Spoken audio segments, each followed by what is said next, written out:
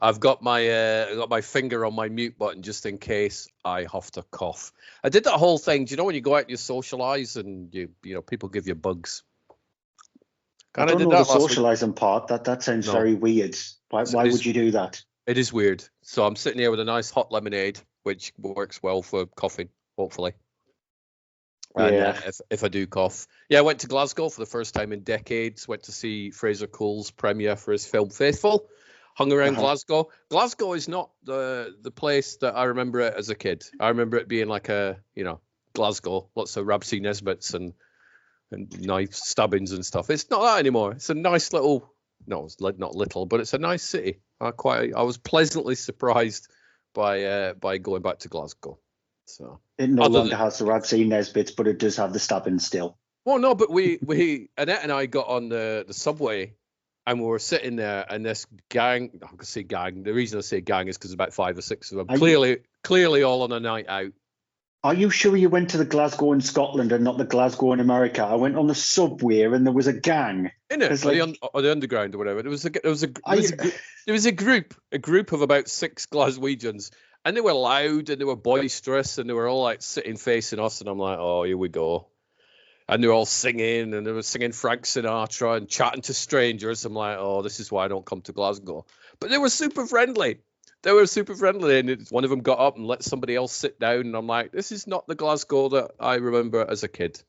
So it's actually turned into quite a nice city over the past few years. It's definitely more polite than a lot of English cities, that's for sure. Oh, yeah.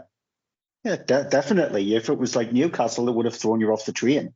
Well, I remember when I went to Newcastle, we went in 2018, and that Newcastle is such a different place at night than it is in the daytime. It's like noticeably, it's as if there's some sort of curfew. We're like, oh, the daylight's gone, quick, get back to your hotel room, and then you look at 30 days of night. It is. It's kind of like that. I did enjoy Newcastle, but it was just noticeably different from daytime to nighttime. But Glasgow was great, the film was great, the premiere was great. Coming back with a flu bug, which hammered me for well over a week. Not so great, but it's what happens when you hang around with other human beings, isn't it? It's like you said, it's a bit weird, this socializing thing. I don't know if I like it. Yeah, I was going to say I'm hoping that the film was great, because I don't think Fraser would be happy if you just turned around to me there and gone, actually the film was shite. No. Fraser did a really bad job as usual. Well, Fraser messaged me like the week before and said, are you looking forward to your premiere? And he's like, I just hope the film's not shit.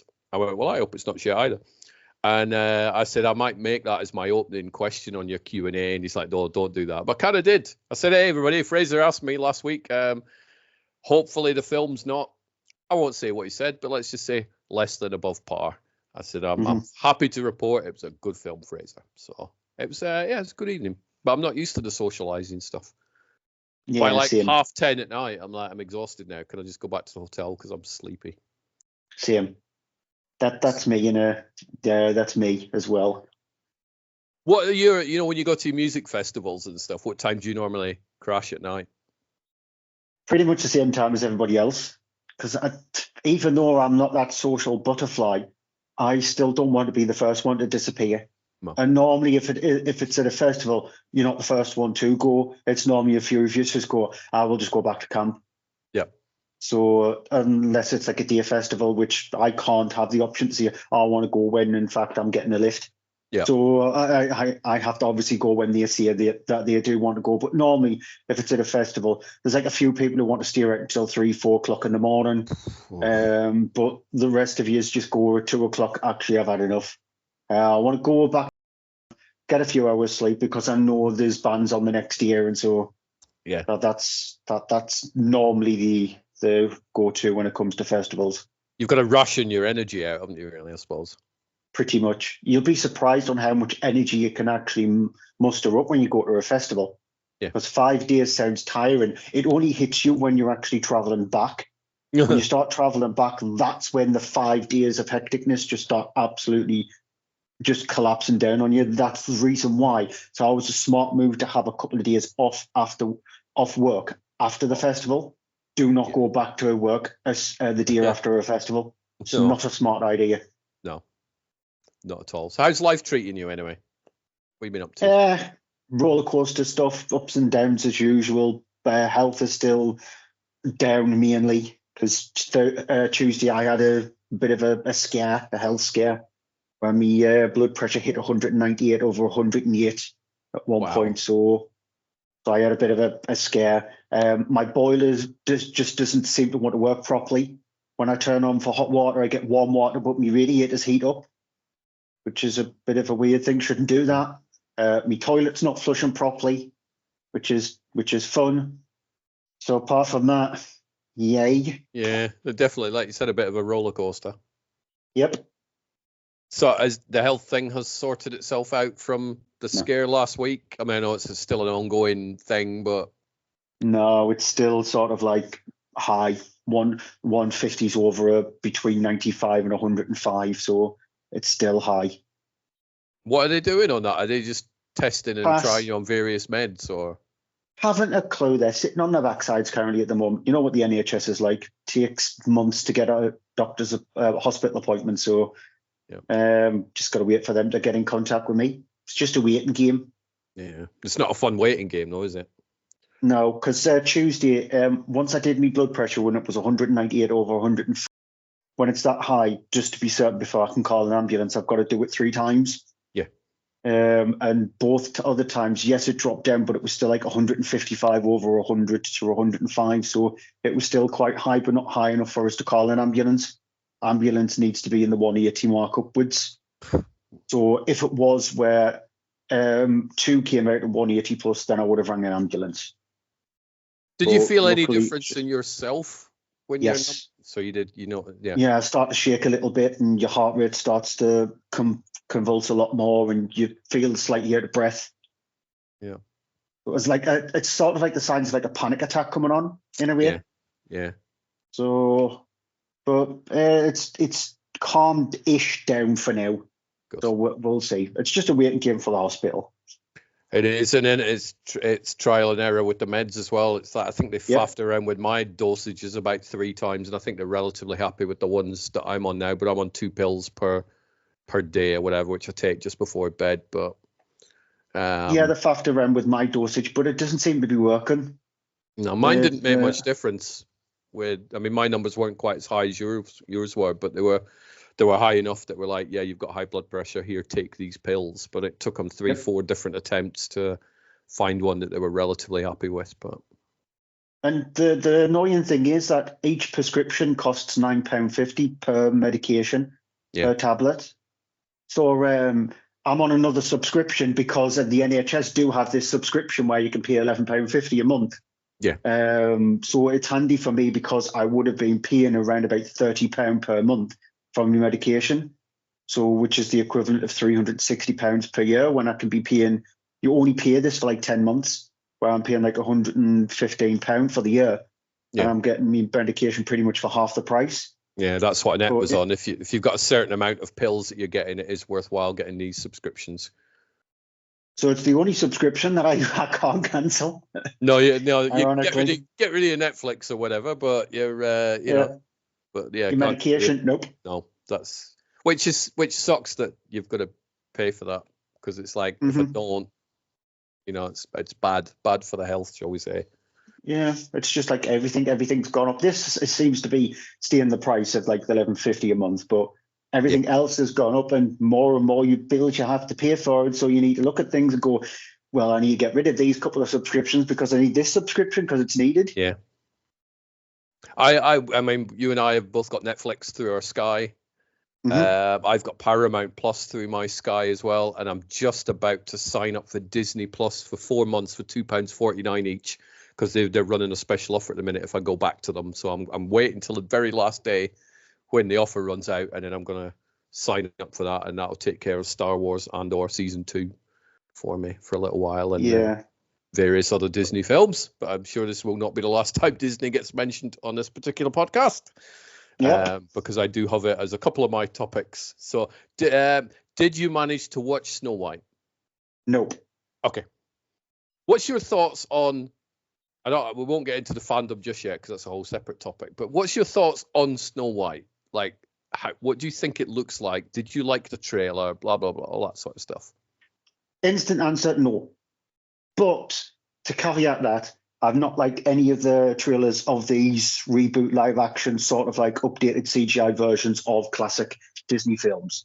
Yeah. None of the trailers have actually installed any kind of, oh, I really want to see that in me. None of them. And out of all of them that they've released so far, to me, still, the best one has been Pete's Dragon, like an unknown Disney film from the 80s, a live action Disney film from the 80s that they've remade and just threw it there and no fanfare whatsoever. Absolutely very little publicity. Yeah. Just left in the cinema, did okay, didn't do brilliantly at the cinema, didn't bomb, just was fine. And then that's it. Pretty much the story of what happened to Pete's Dragon, the original in the 80s as well. And that to me has been the best one so far. I think the problem with the Disney reboots, reimaginings or whatever, they're a sort of like, they can't live up to their own hype. Like the way Disney hyped them up so much, they can never live up to them because the quality just always feels like a cash grab. Yeah. And the thing is, I think most films, certainly for the Disney Corporation, are cash grabs. I mean, I think a lot of people, and I'm not saying you've done it because you haven't, but a lot of people use they're just trying to cash in as some sort of insult against the movie business. It's like, well, yeah, of course they're trying to cash. That's generally what most studios do. They are trying to cash grab everything. Can they do their stuff better? Yes, of course. The problem though with Disney doing that is the fact that every single time they try something new, they fail with that something new because they've installed it into so many people's minds that the only things that we can get away with now as a company is reimaginings, remakes and sequels to established IPs. When we try to launch something completely new, it bombs because nobody wants to see it because we don't have that mindset in those people. Yeah. So they've shot themselves not only in the foot, in their entire body. Like they've got a Gatling gun, turned it on themselves and just pressed go. Yeah. And that's what they've done. And so they are their own downfalls. It's no wonder we get another Toy Story or another Lion King or reimagines of things like Snow White and Beauty and the Beast, etc. Because they're just, when you attempt something brand new, like a Tomorrowland or a John Carter or whatever, they sort of like make it in the style of the way they're making these reboots, remakes, reimaginings, not giving it its own sort of like identity. Yeah. So they are their own downfall, and it's starting to show with the box office takings with these films, but it's not dramatic enough for Disney for them to turn around and go, actually, maybe we need to put our foot on the brakes here and assess what we're doing. Because I don't think it will ever get to that point. I don't think the drop-off will be that big, because obviously we've got the Moana live-action film coming out later this year. They've got Lilo and Stitch live-action animated hybrid coming out this year, established things. A lot of people are going to see it. It's going to do enough for Disney to go, well, let's have a little look, see what else we've got in our back catalogue to see what we can reboot, even if we do something like an Aristocrats live action or CGI version of it, or we look at other IP properties that we do have. Maybe we can reboot Bedknobs and Broomsticks or something like that for a now generation, or do another Mary Poppins or whatever, because they know that they're going to get enough people to go and see them that they won't care if they just lose 10, 20 million pounds. Like, look how bad things like John Carpenter and Tomorrowland and things like that bombed. They bombed astronomically. But Disney have just turned around and went, well, it's fine. They bombed really badly. We're not going to do that again. We'll just make our money back by releasing Toy Story 5. Yeah. But the thing is, they do make the money back by releasing Toy Story 5. It's the age-old argument that I have over and over again on social media when someone's like, why don't film studios make original films anymore? It's always like, they do. You just don't go watch them, and you just look at the top 10 films of any given year, and you'll probably find 8 out of 10 are sequels, remakes, IPs, or whatever. You might find an original, like an Elemental or whatever, pop up. But very, very rarely is it, an original film. Because people don't. Novocaine came out the other week, which is, a film that's sort of been done before. It's not a remake, but it's not like, oh my God, that's an original plotline. Didn't make a lot of money. It did like 8 million in the US or something like that. It's currently on 15 million worldwide. And you're like, that's less money than Snow White. It's not going to do very much here as well because it's out here on Friday coming up. So it's not going to make much money. And critics have no bearing on how a film will actually do. They're just going to give their thoughts. And so a lot of these things that Disney release are just getting lambasted by them because people look at it and think, oh, well, that's what a critic is going to think. Yeah. Well, a critic isn't just there to bash a film. They're going to give them their opinion. And by the sounds of these are the ones who can actually see what Disney are doing wrong, yet it's the audience that sort of like defending these films by going and seeing them. Stop going and seeing them, and it might actually change Disney's mind. Yeah. I will never understand the logic of hate watching a film. I'll never understand. Hate watch it if it's on streaming, all you want, whatever. But people that go to the cinema to watch a film that they hope flops blows my mind, because you're voting with your wallet to the studio's still going to keep making these things because the Transformers movies are a perfect example. Every time a new one came out, it was like, shit. And then another one came out, they go watch it because, well, the last one was terrible. I'm going to go watch this new one. Don't stop watching it. And the studio may stop making them. Yeah. What I also find funny is that when you look at award ceremonies like the BAFTAs and the Oscars, and you can pretty much guarantee 9 times out of 10 the films that are going to win big in those award ceremonies are the small films. Yet you do get the audience go, why wasn't this big blockbuster nominated for Best Picture? It was the best thing I've seen this year. Yeah. You think, well, you're mourning at the fact that these films are really bad and crap, and yet they still churn them out all of the time. Yet you mourn at the fact these small films, which have absolutely no chance at the box office, but do well in these award ceremonies, are actually doing well in these award ceremonies. You do get ones creeping through every now and again with like a Wicked in Best Picture, and obviously the bigger films get nominated for visual effects. That's where they do their bread and butter at these award ceremonies. But there is never any kind of middle ground. It's like you look at them, go, well, Disney releasing the 17th version of this film that they've done before. Let's not go and see it. Screw it. Let's just go and see it and then mourn. Exactly. And then let a small film win at the Oscars. Let's have a mourn because the big film, the Disney reimagined, didn't actually get nominated. What?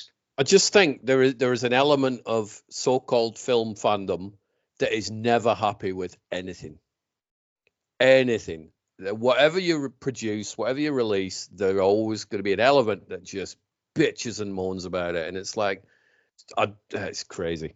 Because it's like, I disagree with your reviews semi-often on films, but you normally go, I watched a film, I didn't like a film, here's why I didn't like a film. That element of critique, I'm totally fine with whoever does that. It's these morons that decide, Disney go, we're going to make this, and they just go on a rampage about how this film's going to bomb, how it's terrible, how it's awful, how it's the worst thing ever. It's like, you haven't even seen the film. Shut up. But I will say that once. I will say that once I've seen a film. Yeah, I might judge a film, and I think everybody judges a film on the trailer that's released for it. When you get asked, have you seen the trailer for this film, and what did you think of the trailer? Didn't really like the look of it. That's not to say the film itself is going to be bad, so give the film a chance when you've watched it. For example, one of the films I will talk about a little bit later on is I've seen another one of those movies that, IPs that are in the ether now that anybody can make a film of. So the new Popeye film, Popeye the Slayer Man. I have seen that one. I seem to be seeing these once a month now. You do. It's like a routine. There needs to be a streaming platform for you that's free. I think by the end of the year, I'm going to have a list of like 15 of these films, and I've seen every single one of them. Yet I saw the trailer of it, and I thought it was shockingly shite, the trailer. Yet I still watched the film. Yeah. So even though I might think that the trailer is crap, I will still watch the film because I need to judge the film based on the film itself rather than the trailer. Because the trailer might be awful. Yeah, you can make a good trailer for a bad film, and you can make a bad trailer for a really good film. It's not they're two separate things. The World War Z trailer is the perfect example for me. I didn't like the trailer. The trailer just didn't work for me at all. But I watched the film and I actually liked the film. So that's sort of like, so I might not like the trailer at all, especially one of these companies that release about 4, 5, 6, 7 different trailers for the film. So you piece them all together and you've seen the entirety of the movie. But a trailer might be absolutely terrible, and I'll go to see the film and go, oh, actually, that was decent. That wasn't bad. Yeah. A trailer is supposed to be a little bit of a a taster to give you a rough idea. And sometimes they are way off the mark, but generally you can watch a trailer and go, yeah, it's for me. I saw the Lilo and Stitch trailer. I had a big old smile on my face. I think that film looks awesome. It looks funny. I'll go watch it. I like the original fully animated one. This hybrid one looks fine. Is the film any good? Don't know. I haven't seen it, but the trailer has won me over to the point I will watch it. So. Which the trailer for me didn't win me over. I was just looking at it, just going, oh wow. I was just watching it and just going, okay, right. So they've got that checklist. That one's done. Oh, there's that joke. Oh, there's that one. So it just felt like it was a bit of a highlight reel of, look, do you remember this from the other movie? We're going to do that in live action and CG animation. Pretty much, yeah. Yeah. I think it'll make a fortune. Maybe it might. Well, it's going to cross 500 million. Yeah, easily. It's going to cross 500 million, but we'll see. But yeah, back on that topic, I think Disney, personally anyway, but they're never going to listen to lowlights like myself. I think they need to take a step back. I think they need to calm down a little bit, and I think they need to assess what they're actually doing, because they are the masters of their own downfall. So they phone you up. Bob Iger phones you up and he's like, well, I'm going to listen to a lowlife like you, Mr. Miller, because I've heard good things. What do you mean we should take a step back? I mean, you should just not look at what IPs you've got in your back pocket and think, I wonder what we could do with a live action version of this film, or I wonder what we could do with just increasing the CGI quality of this film, or remake the animation style. Ian, you need to assess what you're actually doing. Not everything that you've done in the past can actually be reimagined into live action versions and it'll work. The whole reason why the animated version worked is because it had that heart, it had that love and care and attention attached to it. The reason why these reimagine and reboots don't work is because the cynicism is more upfront than the heart. So the heart is just left in the background. They're not thinking about what they're doing. They're just thinking about that dollar sign that rolls in their eyeballs. Yeah. It perfectly sums up Trump's America. It literally perfectly sums up Trump's America, that they put that dollar sign first before anything else. And that's all they're doing. And I hope it'll never happen because Disney is just too big. But I hope they have so many of these which bomb so badly that Disney need to assess themselves, because if they don't, then there'll be a movie company that might not exist in 20 years' time. Be like Fox. Yeah, so it's not going to happen because they're just too almighty powerful, because if they make a mishap somewhere, they can recoup it back from something else. Yeah. But yeah, it's just, we're in a cynicism kind of society currently at the moment, and what they're doing with their live action versions of their beloved classics. Yeah, the beloved classic still exists. Yeah, exactly. You're tarnishing them with dirt. The beloved classic. Do you think they do get tarnished though? Yeah, because a kid is not going to want to go back and watch that classic. The whole point, we grew up watching those classics because there was very little for us to actually grow up on. Yeah. Like when we were kids, we had a few TV channels, and so if we saw Snow White and the Seven Dwarfs come on, or Dumbo, or Bedknobs and Broomsticks, or something like that, even The Lion King to an extent, come on the TV, we would sit down, watch it, enjoy it, be encapsulated by it. If the kids these days are only going to be more interested in seeing the live action version of it, because the parent is going to take them to it, so see Snow White. Yeah. So if the parents come home and go, did you know, to their child, that the original version came out in 1937 and it's an animated masterpiece, it's an animated classic. As soon as they put it on Disney Plus, they're going to be watching it for 5-10 minutes, go, oh, this looks ugly, and stop watching it. That's it. Because a kid's mindset is more interested in what they see, the visual things that they see, rather than what's actually down below it as well. We might view it as beautiful. They'll view it as the Hyde part of the Jekyll and Hyde kind of situation. So it's just, if you show that Disney version, the animated version first, there might be a chance that the child might look at the live action one and go, no, I don't want to watch that because I love the Disney version, the original version. But that's not the way society is now created for children.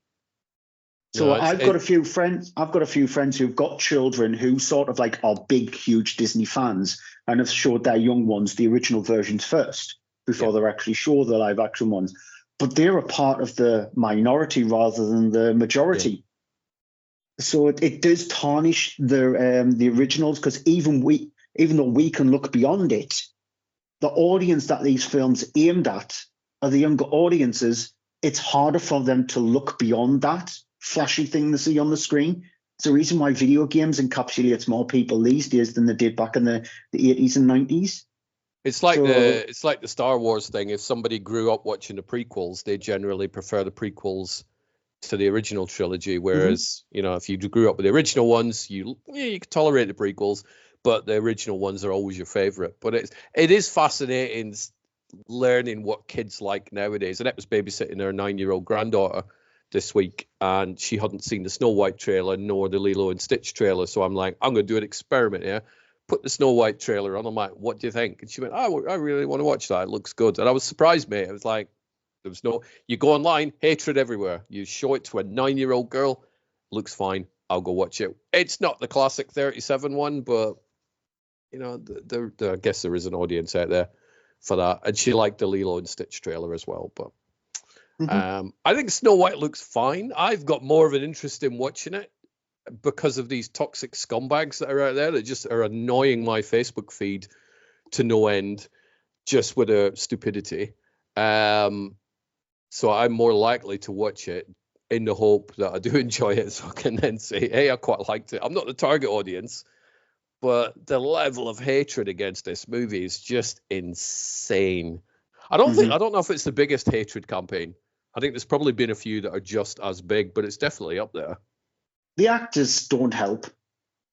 Rachel Ziegler shoots herself in the foot a lot in some of the interviews and stuff like that. Some of the stuff you sort of like listen, and the way it's actually portrayed when you see the interviews on TV or TikTok or YouTube or whatever, feel like they've been taken out of context. Yeah. Because they're only interested in showing that snippet where potentially she's saying something controversial. Yeah. But that's not always the case. And some of the actors and actresses do not help their own plight by just saying something completely stupid, which I'm guessing when they do that, their PR company, you just look at them and go, they're like, oh, no. Yeah, you've just made our life even more difficult. Yeah, because I'll get under. I have seen one of the two Rachel Ziegler films that's out this week, because she's in that Y2K as well. Even though that was released in November back in America, it only came out this week on Friday over here. So I have seen that one. But I think some of the actresses, the actors and actresses, they do shoot themselves in their own foot and don't do the film any help when they're in some of these interviews where they don't know how to shut up. Yeah. Or outside of the interviews where they're actually on the press junket promoting a film, and then they say something that's not in relation to the film, but still puts them in a bad light. And like I said, the world that we live in now, the media will zone in on that 10-second soundbite, stick it in a headline, and then everybody in the comments section of that headline get mad at the actress for saying it. And you're like, well, that's not kind of how it happened. She said something daft, or he said something daft, whichever person it is. And then the media have crafted it into this big clickbait, rage bait story that then just goes crazy and makes the whole damn thing worse. So it's crazy. But the Snow White thing, it's like, I think since Disney just announced that thing, there's been a hate campaign against it since day one. Whether it's, we're making it, then Peter Dinklage gets upset, and then Disney crap themselves and go, oh, we need to change the way that we're going to do it. So they do it differently, and then the internet goes mad at Disney for changing, and then Rachel Ziegler doesn't shut up, and then everybody's mad at her, and then Gal Gadot says stuff or it comes out, and then they go mad at her, and it's non-stop. But it's all grown up, well, not all, but it's 90% grown-ass middle-aged men that are just like spitting their dummy at a Disney princess movie. It's like, geez, guys, calm down. Just don't watch it. Just skip it. There's plenty of other stuff to watch. Go watch Y2K. I think the last time it actually worked for a film was Sonic the Hedgehog. Yes, it did. The first one, when the original trailer dropped, and you look at the really bad Sonic that they had on that original trailer, and the studio listened, went away, did the redesign, and it worked. It worked really well. Because I personally think that if they didn't do that, we wouldn't have a third Sonic the Hedgehog film, and they wouldn't have gone past $1 billion at the box office. And what I find funny though is the fact they took the mickey out of that crappy Sonic in a film later on. So that was the last time it actually worked. But Disney don't care. They honestly do not care. You can throw a lot of vitriol at a film, and they'll just go, we don't care. We're still releasing it. They won't do a Warner Brothers and just go, let's get rid of that film so we can save some money on tax. They'll just go, we've made it. Just get it out there, whether it be on Disney Plus or on demand or straight out in cinemas. Let's just get it out there, see what we can make back for it, and that's it. But we'll not learn from that lesson. Has toxic fandom won the internet, do you think? Do you think toxic fandom online will go away, or is it just a case of it's here to stay? And what do you do if you're a non-toxic fan? Do you just not engage with the morons? It'll never disappear. Toxic fandom will never disappear while the internet is there. The internet's a forum for people to voice their own opinions. And so whether you fall into that toxic fandom group or whether you're somebody who's on the outside who is sick of actually hearing it, you will always hear it. You will always be a part of it, no matter what side of the fence that you're on. And there's nothing you can do about it, because there is always going to be, from the smallest little film that pretty much nobody's heard of, one person at least going to hate that film, to the biggest blockbuster of the entire year. At least one person's going to hate that film. One person's going to fall in love with that film. There is, even if you look at IMDb and some of the ratings for some of these really bad films that got 0 from the critics, you can see they've got at least a 1+ from the audience, because there's at least one person out there who'll actually think that film's fantastic. And then you'll have the opposite side of the coin. That's what society is. We're a side of a coin. You're either on the good side or the bad side when it comes to things. And so it just will never disappear. Can't change it. It will always be there. And for people who can't stand it, unfortunately, the only way for you to get rid of it is to live in a cabin in the middle of the woods where you've got no connection to any kind of society and cut yourself off the grid. That's the only way. And it's not going to happen. Very few people will actually do that. I wish I could train myself not to respond to the toxic idiots, but sometimes it's just too tempting. And certainly with the Snow White thing, it's like I've never typed so many messages about a Disney princess movie in my entire life. But it's just stupid things like yesterday go, oh, look, the film's flopping. Literally came out yesterday, or day before yesterday. How is it flop? Oh, it's only done 16 million. In a day, they projected it was going to do 50 in the weekend. Times 16 by 3, you dumb arse. That's near enough what they've projected, if that's what the numbers are going to be. These toxic rats will literally do anything they can to try and justify why their argument is the best. And it's just crazy. I'll never understand the people that see a film coming out and go, I can't wait for this to flop. Why? Why do you give a shit? Just, if you don't want to watch it, there's loads of films come out. I mean, you watch pretty much every film that comes out, so you're not going to example. But there's lots of films come out that I have no interest in watching, so I just don't watch them. I don't look at the box office go, I hope that fails, because that wasn't made for me. I'll never understand that I can't wait for this film to fail mentality. Never get it. The only thing is you need to sort of be a bit like myself. I don't engage in them. I just look at the comments to see what people are saying, and then I make my own mind up myself, but don't engage in them. That's it. That's what I do. I do not fall ultimately into that trap, because that's what they're doing.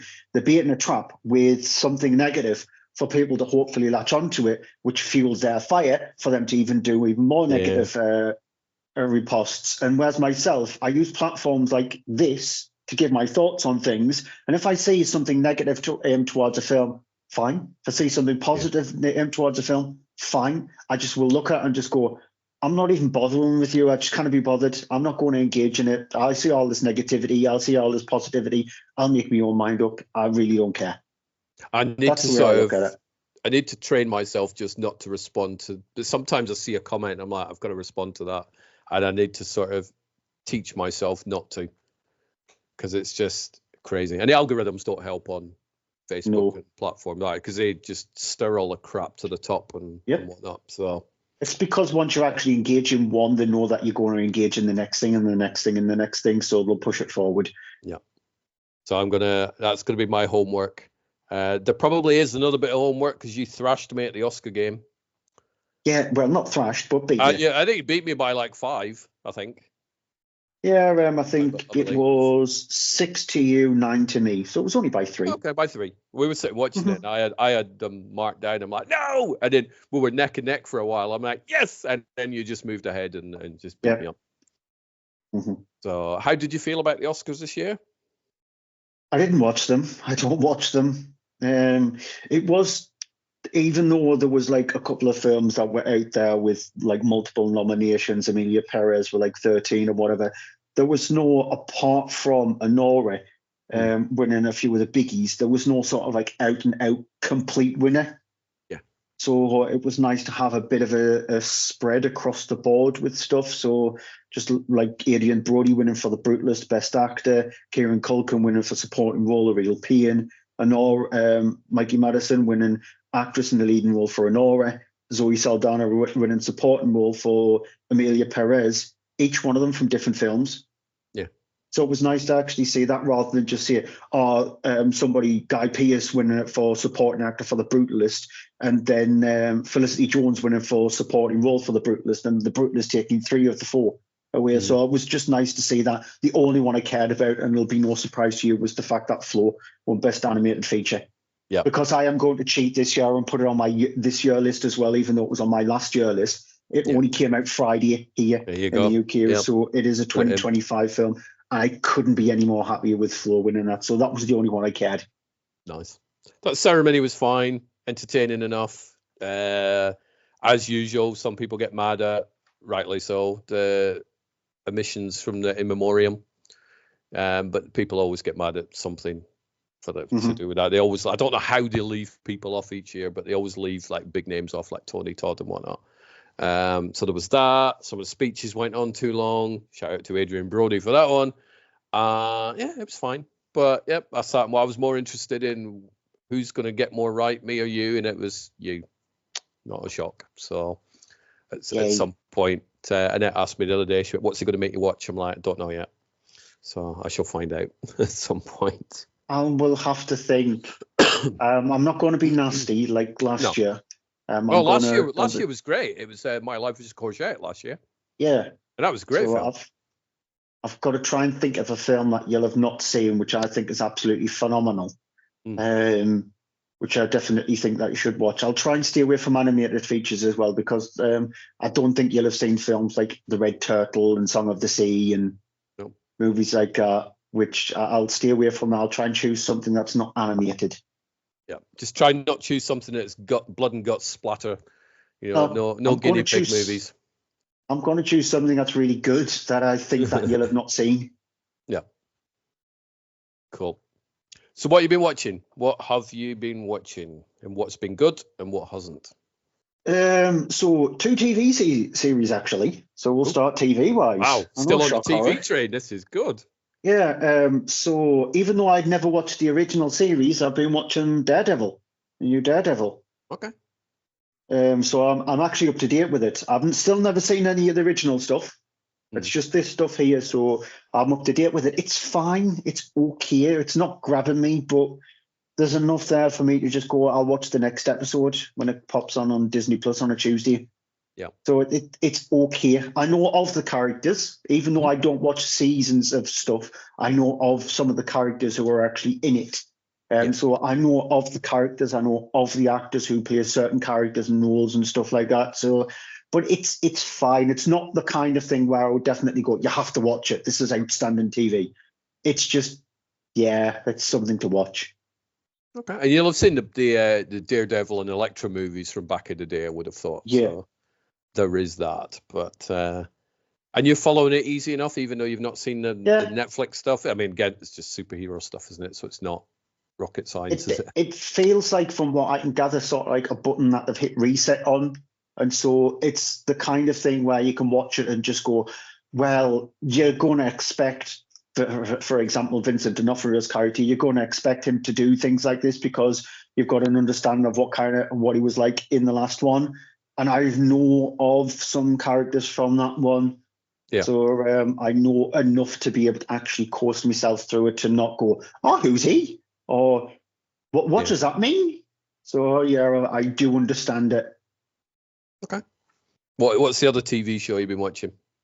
And you've probably watched it as well, that Adolescence, the big thing at the moment. Yes, I watched that pretty quick. We watched it all last Saturday, I think. We were going to watch some on Saturday, some on Sunday, and we just watched it all. I know Philip Barantini, the director of that, so he did Boiling Point. So I'm always excited to see what he does next. Stephen Graham's always watchable. Ashley Walters I'm a fan of. So I'm like, I don't really know anything about this TV show, but let's put it on. And then I got even more excited when I heard it was one take shots for the 4 episode, because I am a sucker for these very clever, elaborate camera stuff. Having seen some of the making of it as well, it's like, fair play to them. I'm just massively impressed with stuff like that. But what were your thoughts on Adolescence as a whole? Yeah, I watched it in one go as well. Because even though you couple it together and it's around about 3-ish hours, just 3.5 hours, so that's just one long Martin Scorsese film, or one just normal Martin Scorsese film. Yeah. So I just watched it all in one go. I'm a sucker for one take stuff as well. I just find it quite impressive. It's that kind of thing where you're just watching it and just going, where can I see a cut? Is there a cut here? There must be a cut here. Because the first film that got me well into that was Silent House, the original, not the remake, not the Elizabeth Olsen remake, because I saw the original, which is a very, very low budget film, and that one genuinely is a one-shot film, whereas the remake is not. It's 2 shots melded together to make it look like one shot.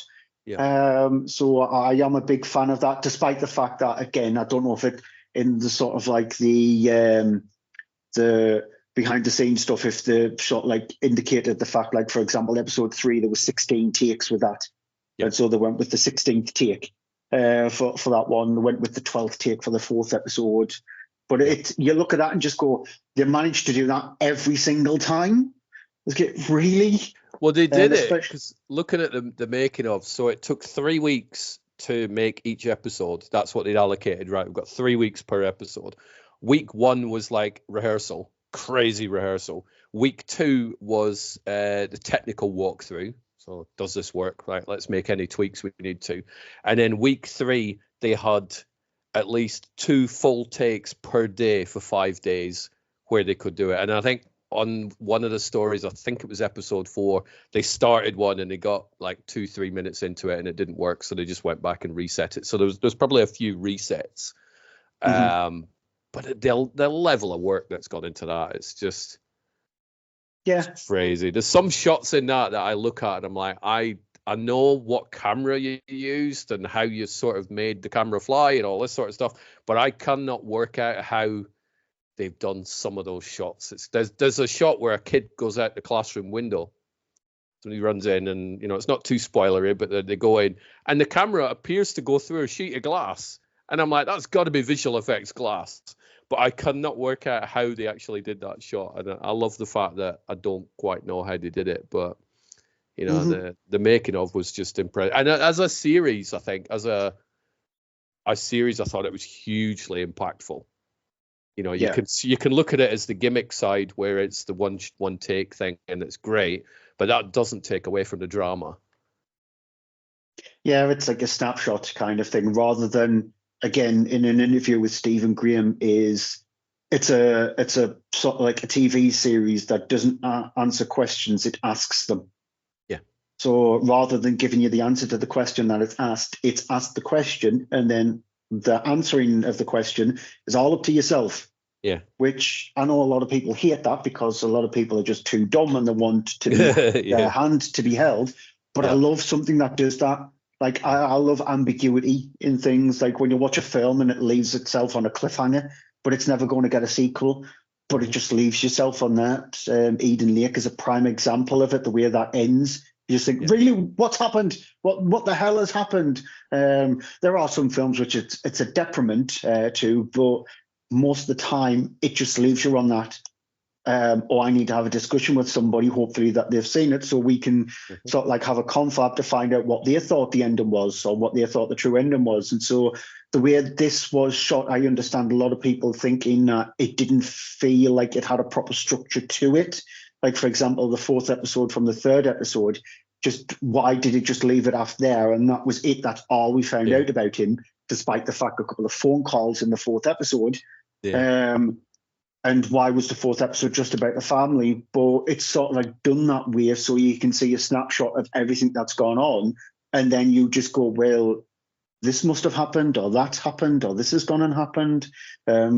I think he might have done it, but I've still got questions to maybe think that he's taken a scapegoat for somebody else, that somebody else might have gone and done it. Or so I love that ambiguity of it. But overall, it was a really well constructed, very well made, brilliantly acted piece of television.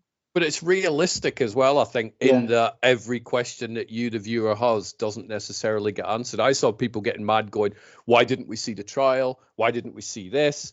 Are we getting a season 2? Blah, blah, blah. It's like you've clearly kind of missed a lot of the point of it if you think every single question is going to get answered. It's not.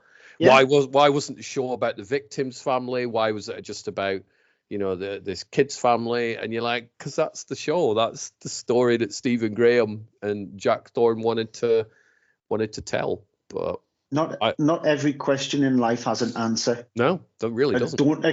Don't expect a question to be posited to you to have an answer to it. Just don't expect it. That's not the way life, unfortunately, works. Because if that's the case, then we'll all be the fountain of knowledge. So, and we've been online. The world ain't the fountain of knowledge. Far from it. Far from it. So you definitely can't think of that. Interesting in the credits as well to see that Brad Pitt was executive producer of it, one of the execs. So it was interesting to see that as well. But it's sort of like opens the doorway to hopefully more dramas like this. Like, you don't have to have like 8-10 episodes of a season to encapsulate somebody. 3-4 episodes is fine. If you can get your story told in those 3 episodes, 3-4 episodes, brilliant. Because that was one of the problems I had with that 0 Day. 6 episodes, yes, 3.5 of them were really well constructed. 2 weren't. Didn't need to be a TV series. I could have actually got everything across in 3 episodes, maybe 4. Yes, it could have in 4 episodes. We didn't need 2 more. They just went a bit too far with that. So, yeah, I thought it was really, really well constructed, really well made. I think it's the best thing I've seen on Netflix for a while, to be honest, with their original programming and stuff. So it's, Boiling Point. If you've not checked out Boiling Point, watch Boiling Point. Philip Barantini's definitely, he knows what he's doing, that guy. So it's worth keeping an eye on. Stephen Graham's pretty much watchable in anything. I haven't seen 1,000 Blows, which is the boxing one on Disney, but I'll be watching that at some point. Apparently he's very good at that as well. Good actor. With you saying that, that's the best thing that's shown on Netflix. Ironically, The Electric State is definitely not the best thing that's been created by Netflix. This is the Russo brothers, isn't it? Joe and Anthony Russo. It is. The £320 million film. Does $320 million show on screen when you're sitting there watching it? No. Visually, sort of, but I think you could still get away with getting that visual style for about 120 million. So no, because apart from the visual style of it, the rest of the film is absolutely dog crap. It's just bad. Just everybody involved just has no care in what they're actually doing. They don't seem to want to create something that's intelligent, intellectual, entertaining, enjoyable, funny, fun, anything like that. All those superlatives. It's just an absolute $320 million mess of tedium. I didn't like it. Just didn't like it at all. It's weird with the Russos because it's like when they're involved with Marvel, be it the Captain America, Winter Soldier, or the Avengers movies and stuff, they're pretty good. Those films are entertaining, but it just seems when they're not doing the Marvel stuff, they're like, I don't know what's going on with those guys. Yeah, but it's just a flash in the pan. It's just a bright, there's a shiny color for you. So I would temper your expectations if you haven't seen it yet. Yeah, I haven't seen it. I've been a bit I'm watching TV shows, which I'll get onto, including one that's like 2 years old that I finally started watching. But I've been going back this week. I've rewatched The Running Man from 1987. Thoroughly enjoyed that. Watched Meteor from 1979. The Sean Connery, meteor's going to smack into the planet. Fun film. Star Trek: The Motion Picture, 1979. So I've just been going back watching older stuff again because there isn't. I'm sure there are newer films that I want to watch, but at the minute I'm just like kind of taking a break from a lot of newer films. But TV shows, I finally started watching The Last of Us season 1. Which I'd held off because I was waiting till a little bit closer to the time season 2 came out, and it's on Sky. It's Last of Us. So I'm like, let's get round. So we've watched the pilot episode, which was an hour and a half. Thoroughly enjoyed that, and then we watched episode 2 last night, and then we'll watch episode 3 tonight. So far, really enjoying that show. Annette's feedback is, my God, this looks like a movie. It's like, I think it's kind of shot, and it probably cost the same amount as a movie, not 320 million, but. Neither of us have played the game, so I know we had this conversation like a year or so ago. Should I play the game or should I just watch the TV show? I'm not having any issues with, I don't quite understand what's going on because I've not played the game. The show is what it is. I think Bella Ramsey's great in the role. I've seen Bella in a whole bunch of stuff, and they're good at what they do. Pedro Pascal, obviously. I'll tell you what confused me was, and I'm guessing most people have watched season 1, is on every bit of poster art, it's Bella and it's Pedro, and even on the game cover, I think it was it's the 2 characters, and then there's the woman in it. I forgot the name. Is it Tess or something like that? I think it is. Yeah, one of them's Tess, the other one's Mylene. And Annette was like, "Why is it every bit of art has got 2 of them on it? She's not on it." I'm like, I don't know, but I'm hazarding a guess she might deviate from the storyline in one way or the other at some point. I think she might have deviated from the storyline at the end of episode 2 last night because she's got herself bitten on the neck. But that's the one thing that did confuse me. I'm like, okay, didn't know who she was. Where's she going to go at some point in this plot? But it will tell you. Trust me, it will actually tell you. There was only one episode where it takes you away from it, but I think you probably know that episode anyway.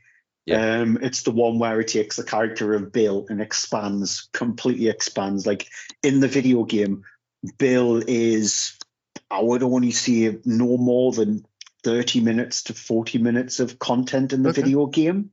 Whereas in the TV series, it's one full episode based on him and his life. You don't know much about his life in the video game. You do know a lot about his life in the TV series. And it's phenomenal, that episode.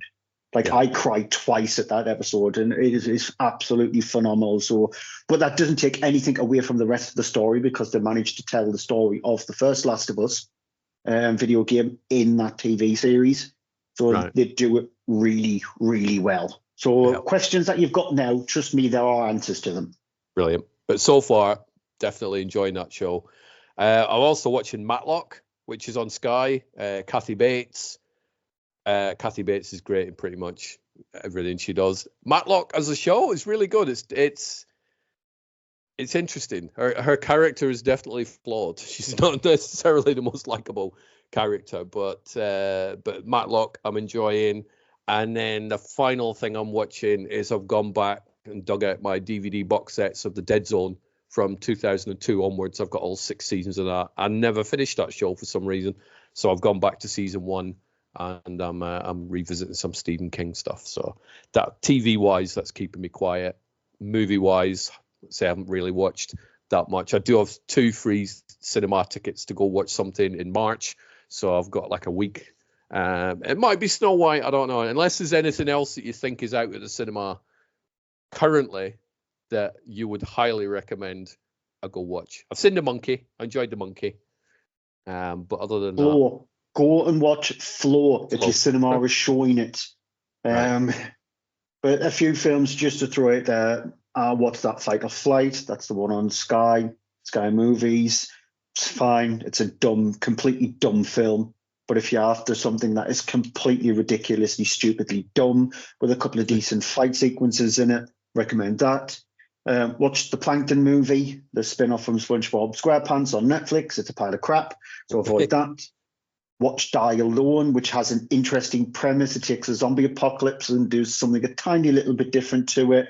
It has a decent twist at the end, decent acting in it. It's okay. It's a decent watch. Watched a film called Bloat. It does feel like it is bloated, that film, so just avoid it. Watched a movie called Final Days, Tales from the End. It's a portmanteau film, which is on Amazon Prime, which is about the apocalypse, 5 different stories about the apocalypse, all of them absolutely shockingly shite. So rather than with a normal portmanteau film, you might find one film to be decent and the rest to be crap, or a couple of them. This one is just 5 stories of absolute terribleness.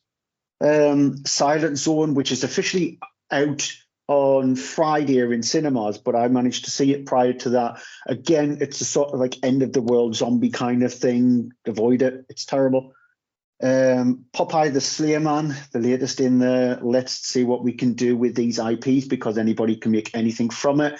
It's better than the last Popeye film that I watched, but that's damning with faint praise. It's very micro budget. The acting is slightly better than some of the few that I've seen before. Piglet has absolutely atrocious acting. This one, the acting is fine. You can see the budget. There's a couple of good gory kills in it, but it's okay. Bloody Axe Wound, which is on Shudder. Pleasant title. Which is, it's got a very interesting premise where it is a town where there is a serial killer who kills people but makes films from it, and these films do gangbusters, and so it just it encourages them to kill more. The daughter decides to take over her father's empire, but she doesn't want to kill these kids who she's gone to the school. So good idea, bad execution. It starts off well, but it just trickles downhill the more throughout the film it gets, and the more the characters get really annoying. So I like the idea, didn't like the execution. Right. Unfortunately. Y2K, that's the other film with Rachel Ziegler in it. Again, the film annoyed the hell out of us. It's a cross between if you mix Hardware with Superbad. Okay. That's Y2K. So it's before the new year hits. A group of people decide to have one last final party. As soon as midnight hits, the electronics come to life. They melt together and try to enslave human beings. And this group of kids have to try and stop them. It's just, it's frustratingly dull. It's not funny. It's not inventive. It's just little elements of lots of different things thrown into a blender, that concoction thrown into the rubbish, and then they just use the leftovers. How's Rachel Ziegler in it, though? Annoying. She's very annoying in that film. But I think that's the way her character's sort of portrayed. So if that was the case, she's done really well. Yeah. But if not, then... it's just bad. And when Fred Durst shows up as Fred Durst, that's when you just know, God's sakes, because Fred Durst can't act, and he definitely can't direct. So thinking that having a cameo with him in the film is actually going to boost your film. Nope. Yes, no. And then The Last Showgirl, which is the Pamela Anderson. This I do want to watch. This looks interesting. It's fine. It's fine. Don't expect anything on the level of things like The Wrestler.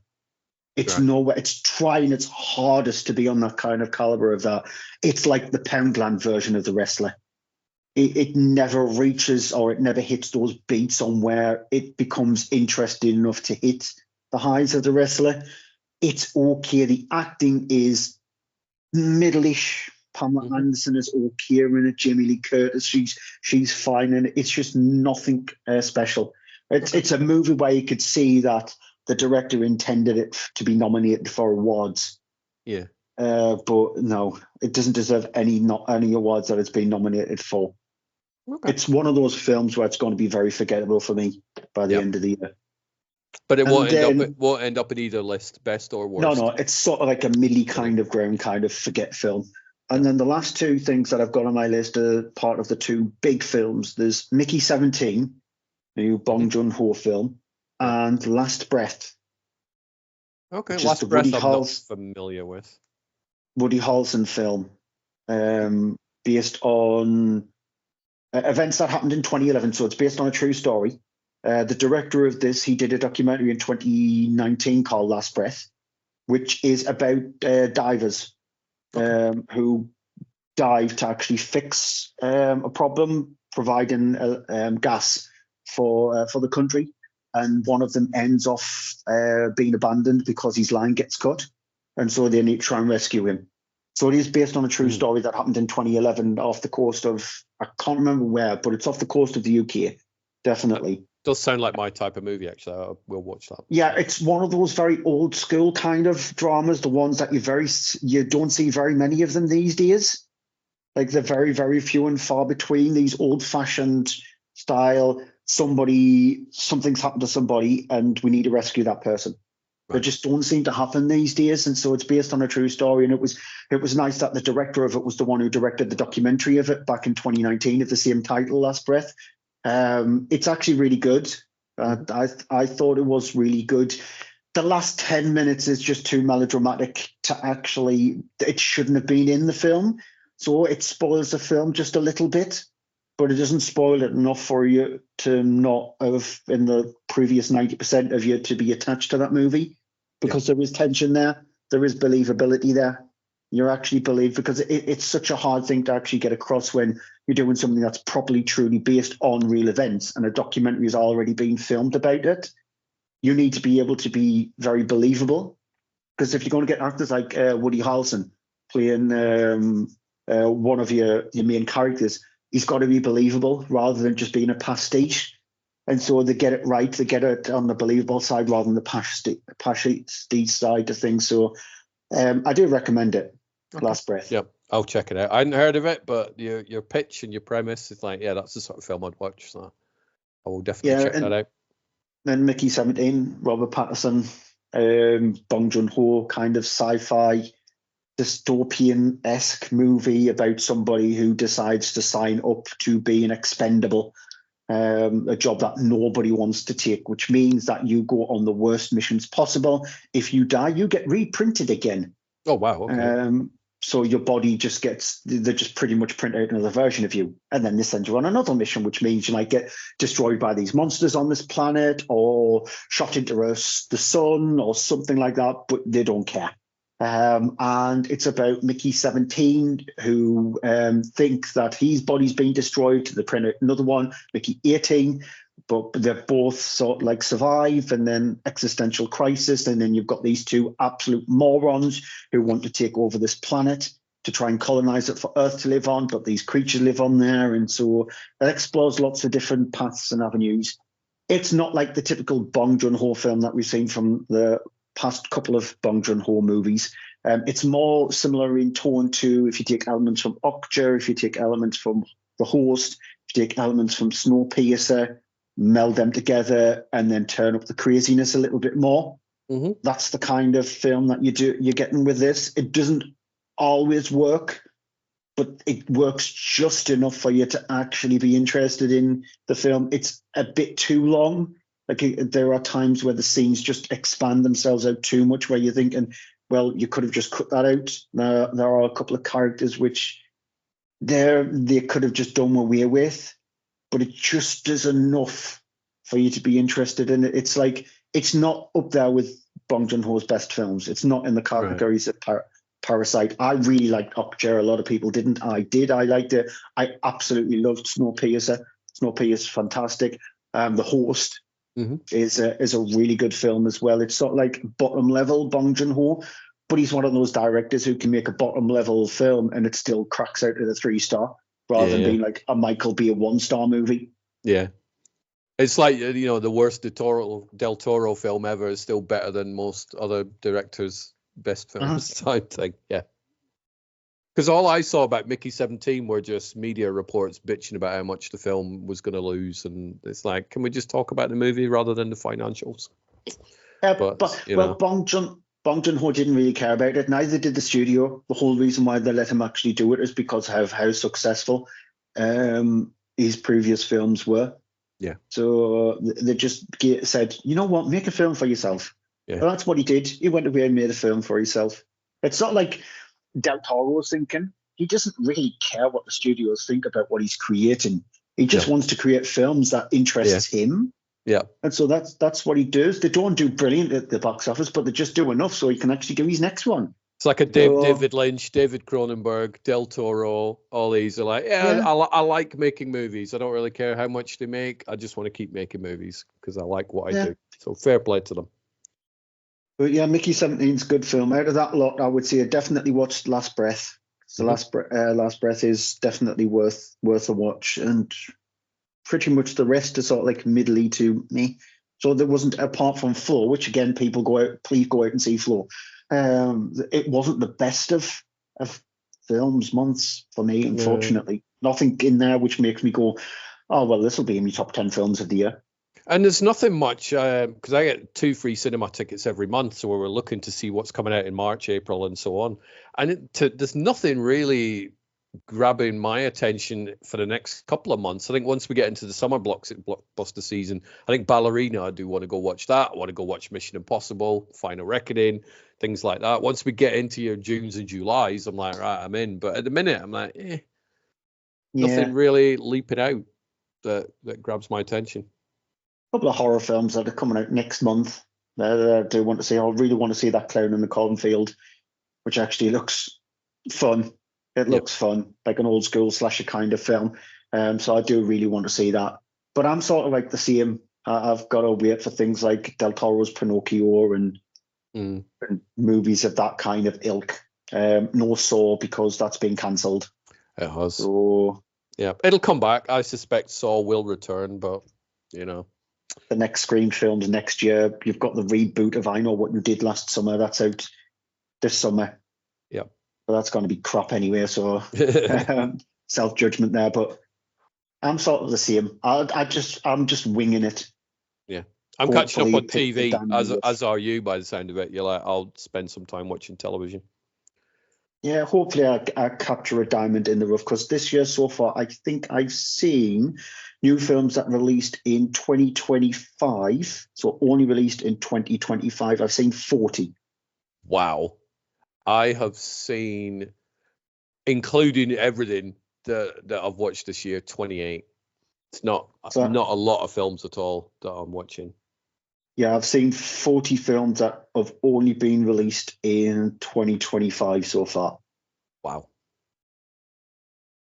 And a lot of them are those stupid IP things where it's like Peter Pan and Peter Pan's, Bambi's, and all that sort of stuff. So I'm sure by the end of the year you'll have seen more.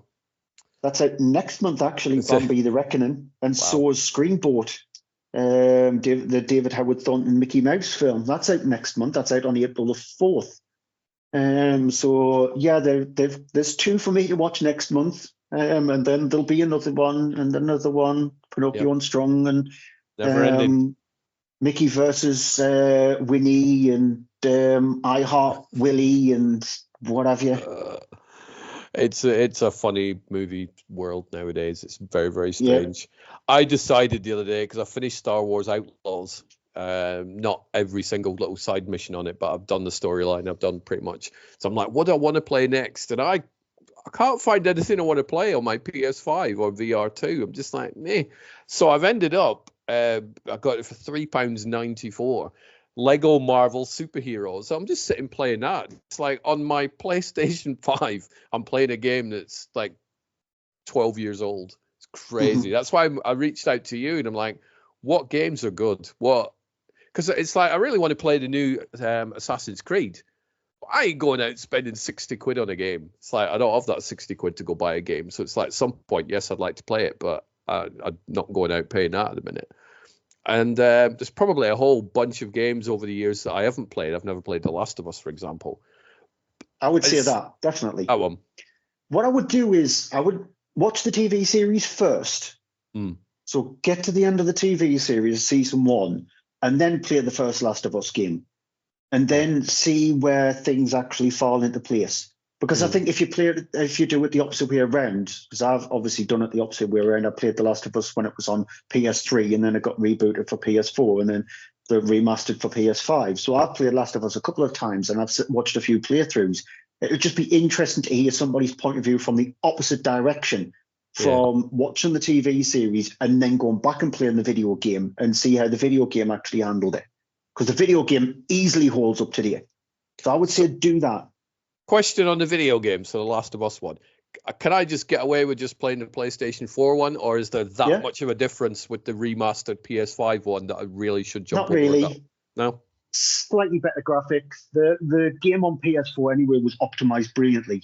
I can't even remember if I had a glitch when I played it on PlayStation 4. It ran smoothly. There was no frame drops. There was no FPS drops. There was no glitches. It ran because that's the thing with those studios like Naughty Dog. They optimize their games brilliantly for the platform. They know how the platform works. So I would see it now. You can easily get away with the PlayStation 4 version of it because that'll be cheaper. So that'll be me. So watch the TV series first and then play the video game. It'd be interesting to see what you think of it going that way around.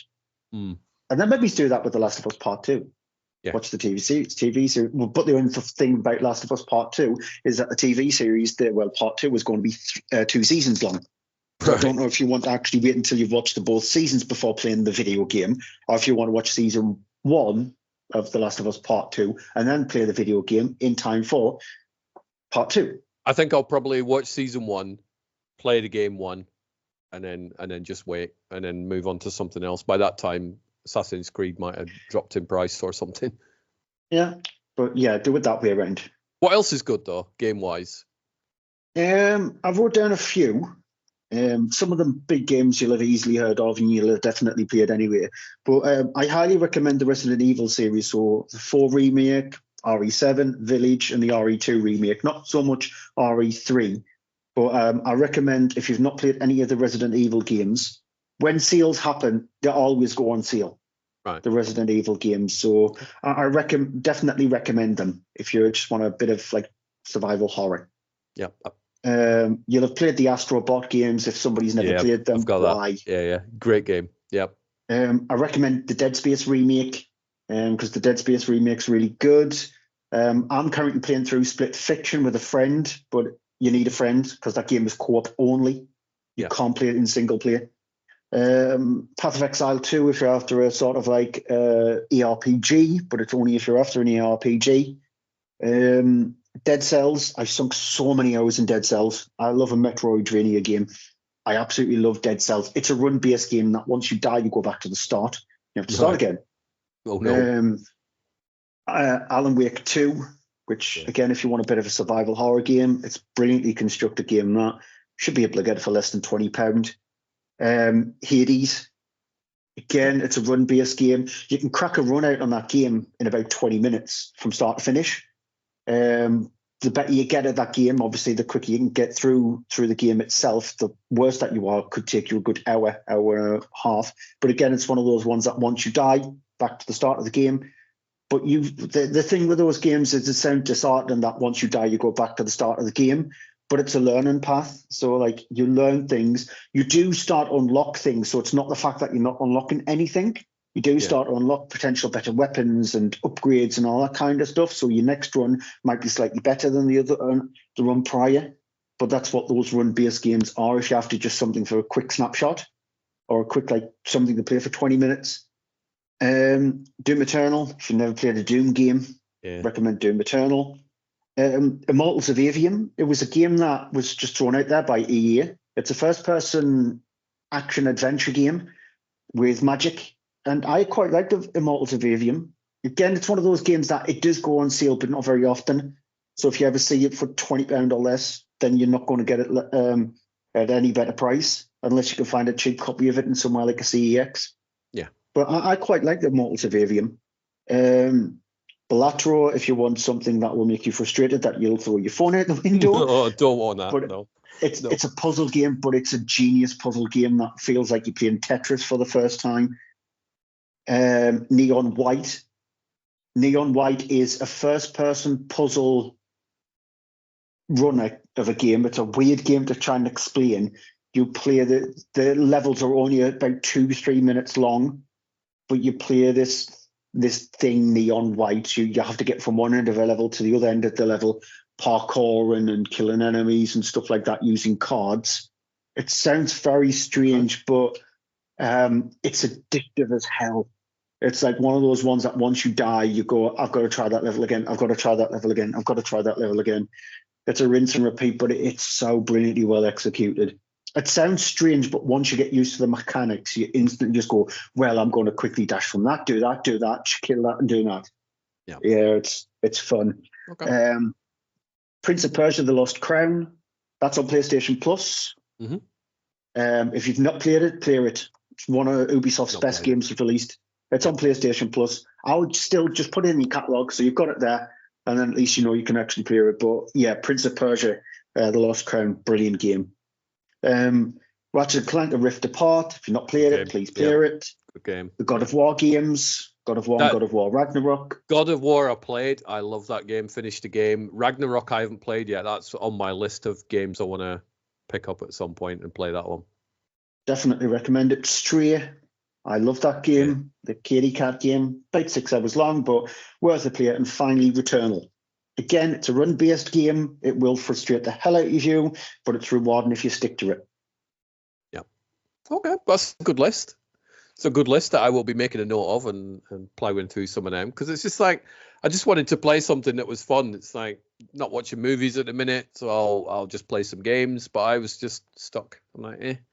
But I am enjoying the Lego games. I think value for money are amazing for those, and the amount of hours you get is insane. But I just wanted something a bit different. So thank you for putting together that list. At the moment, I'm playing a game called Cat Quest 2. Okay. Which is it's a very small little sort of like action adventure where you play a cat and a dog. Right. That's pretty much it. What does the cat and the dog do? You just got to fight enemies and go on quests and whatever. It's sort of like a flat 2D world in a way, which you run around this world and just fight enemies and go into dungeons. It's a very, very simple game. It's if you've got PlayStation Plus Premium, it's on there.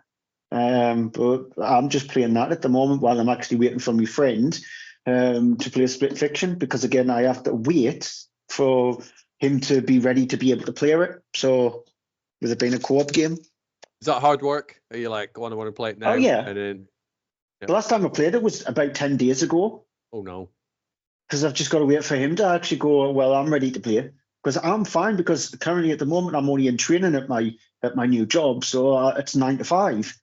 But for him, there was a difference, so I've just got to wait for him. Oh no!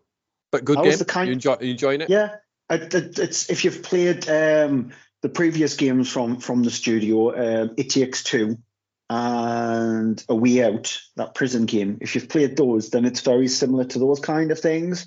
It's a very well executed, very well made co-op game that only one person needs a copy of. So I bought the copy of it. Which was fine. It was only like £35 anyway, so it wasn't a full price game. Yeah. And only one person needs a copy. The other friend, you just download the pass off the PlayStation Store. It's free for them to download the pass, and they can play the full game as long as I've got the game. I think more games should do that. I love that. Yeah, it's good.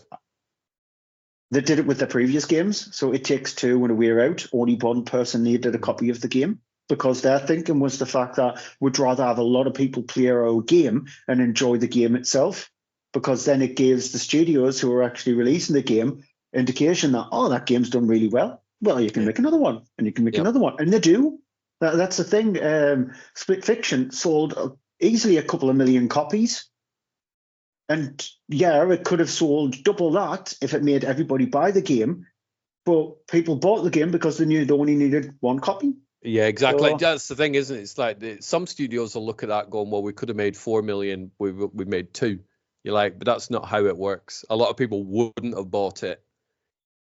But a lot of people did buy it because I can play it with my friend if they downloaded the pass. I'd be one of those people. I'd be like, I'm more likely to buy something if I know somebody else can play it than if I, didn't. So fair play to them. Well done. Do more of that. Other studios do the same. Yeah. Definitely. So what is your ultimate game at the minute? What's the one that is taking more time? Nothing, because as I said, I'm just waiting for my friend with Split Fiction. Yeah. I can't load up my PlayStation app on my phone because for some reason my phone says I've got it on my phone when I deleted it and I can't sign into it. Oh, lovely. Don't know why I don't know why it's doing that, so I can't see what I've been playing. But I'm just keep on chopping and changing between a few games here and there because I can't think of something to play. That's the reason why I'm playing Cat's Quest 2. Yeah, it is a bit like I'm a bit like that at the minute. It's just like me. I just can't be bothered doing anything really, whether it's films, TV shows, video games. Yeah, playing Cat's Quest 2 on PS5, and I'm playing Dark Sector on my Steam Deck. You still enjoying your Steam Deck? Yeah, it's handy. It's a good portable. It's a lot more powerful than the Switch. Switch 2 gets shown off in 10 days' time, I think. Mm-hmm. Something like that, very early April. The Switch 2 gets shown off 2nd of April, if I remember correctly. Switch 2 gets shown off. Is that something you might invest in? Oh, yeah. I love Nintendo. I was a big, huge fan of Nintendo's own games. Mario games are the best platform games ever made. So, I'll get a Switch 2. It'll be out by Christmas, and so I'll save up my pennies for that for Christmas for myself. But, yeah, the Steam Deck is a handy, if you don't have a PC, which I do, but my PC is absolutely shockingly shite, to put it nicely. My tablet is more powerful than my PC. I just use my Steam Deck to be able to play PC games on. Well, you've got enough to keep you entertained, I think, with TV shows, movies, video games, etc., etc. So and work, yeah, there is that. What's your plans for the afternoon then? Cook some food. I've got some potatoes cooling down because I'm going to make some roast potatoes. I pre-parboil me potatoes in stock, and then I let them cool down, and then you make the crispiest roast potatoes possible doing it that way. Okay. Doing that with some chicken. Probably just watch a film later on. Maybe play a little bit more Cat's Quest 2, because it passes the day away. It does. Any idea what film you're going to watch, or have you not chosen yet? Haven't a clue. It'll just be eeny, meeny, miny, that one. Yeah. Something. Well, we're not struggling for movies to watch anyway. It's just we're struggling for really good ones to watch, I think. Yeah, and video games to play. Yes. Even though I've got the new Monster Hunter there as well, but I think I've played the first 2 hours of it, and I've still not gone back to it yet. Oh. Is that like a meh game, do you think, or is it just? No, that's just it.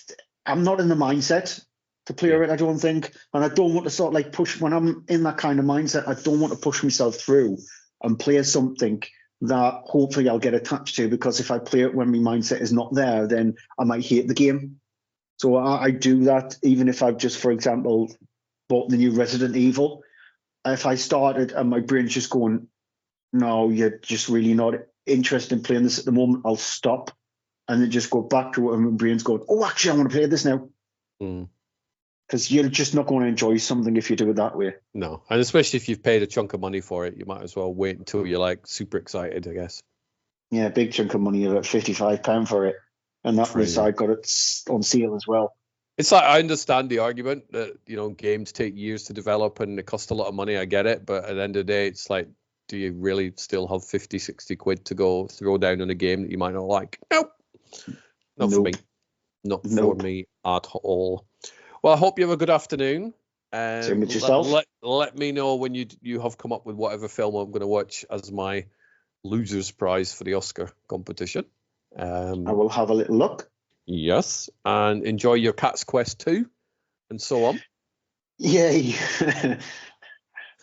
I will try. And I will chat to you soon. Actually, I do have the film in question. It is animated, because I know that you didn't watch it last year, as the film Robot Dreams. Okay. What's that on? Is that on something?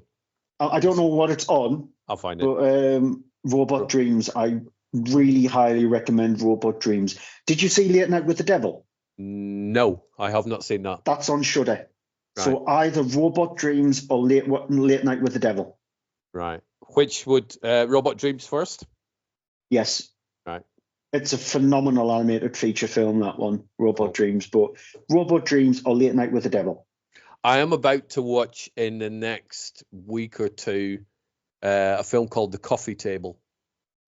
Yes, that's on Shudder. I know nothing whatsoever about, but I'm getting a screener disc sent through by Second Sight, because Second Sight are awesome and send me screener discs. So the past week or so, I'd watched all the extras for The Brood and Scanners, a couple of David Cronenberg films, which I love those movies. And Coffee Table is one that's on its way at some point. Not a David Cronenberg film, but if people want to watch Coffee Table, it's on Shudder. Yeah, good film. I'll say nothing. Okay. Right. Have you heard anything about the Coffee Table? Nothing. Other than all I know about the Coffee Table is that I've seen people going, "Oh my god, this is like horrific," as they like to do with some stuff. And what the film's called. That's it. That's all I know about the film.